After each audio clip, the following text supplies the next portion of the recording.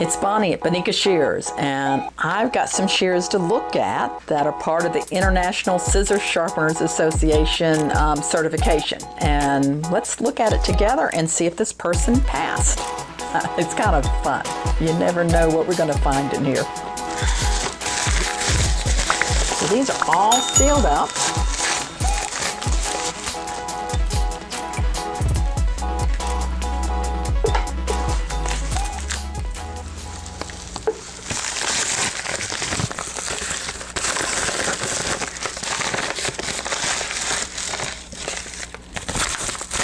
And the first thing we have is the written test.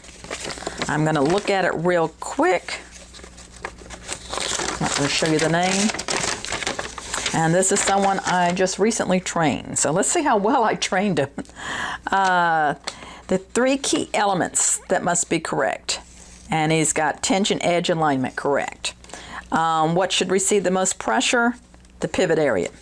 What's a finer grit? 1200. What's the optimum angle? Oh, he put 40 degrees. Optimum angle for a convex shear to cut sharp without pushing. 45 is the preferred answer. He said 40, which isn't totally wrong. That would be your second choice, but that one, so he missed that one. How large should a burr be? As small as possible, but still remove nicks. That's it. What happens if the edge is over polished? Edge is rounded off and hair push is correct.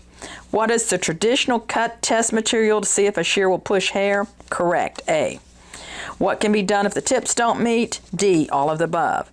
If the tip pulls, what's the easiest to fix? The burr not removed. So he's got them all right but one, and that one's not too egregious. So let's see what we've got going here with these shears. So we put a beveled edge and a convex edge. The beveled edge and the convex edge both have nicks in them when I sent it to them, and they're kind of dulled out. This is number 312708, so we know whose it is. I'm not going to do any adjustment on the screw. We're just going to take them out, see if they cut, and then if they cut, I'm going to look to see if the beveled edge is truly a beveled edge and if the convex is truly a convex. So 2 cuttings. Number 1, I'm going to cut dry tissue paper, then I'm going to cut it wet, and then we're going to check it on some hair. So dry, thumb out, you see that? I don't do any pressure. Dry,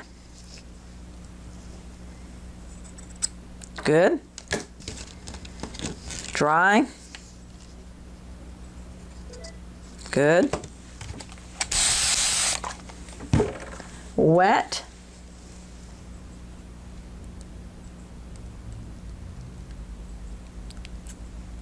not perfect, but these bevel edge ones, the main thing is, do they cut dry, do they cut hair? Let's see.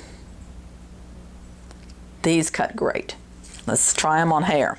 Now on these convex edge ones, I've started doing a little bit of ripping with the blades to see if it's cutting the hair or ripping it out from the top. And that tells me if they're sharp, because there's no way to correctly tell you how sharp they are. And that looks like it's actually cutting through the hair. So let's see how it cuts hair. I'm going to spread it out. I'll zoom in so you can see really well. And I'm just a little bit of a push. You see that I have my thumb out. A little bit of a push, but not so that I would say that they're not passing. So if they look convex, those passed. Let's see how the beveled edge cuts. I'll spread this out a little bit.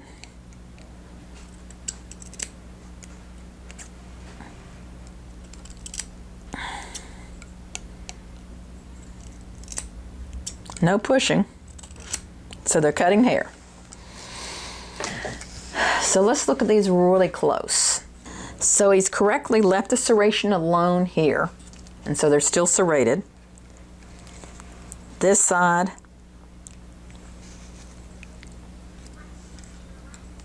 it's a nice bevel. The only thing I can see on here is,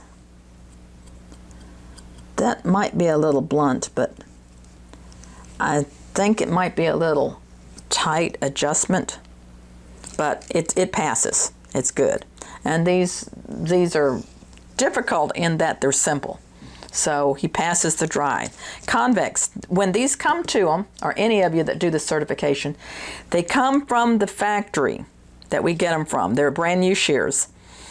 They'll have a micro bevel on them. So you have to go back and change it to a true convex. And I'm looking to see whether he's convexed it. And he has. It could have been a little bit better, but they're good. They're good. And I don't see anything wrong with it. I might have done a little bit more of a rolling to get that little bit of a bevel out. The rod line looks pretty good.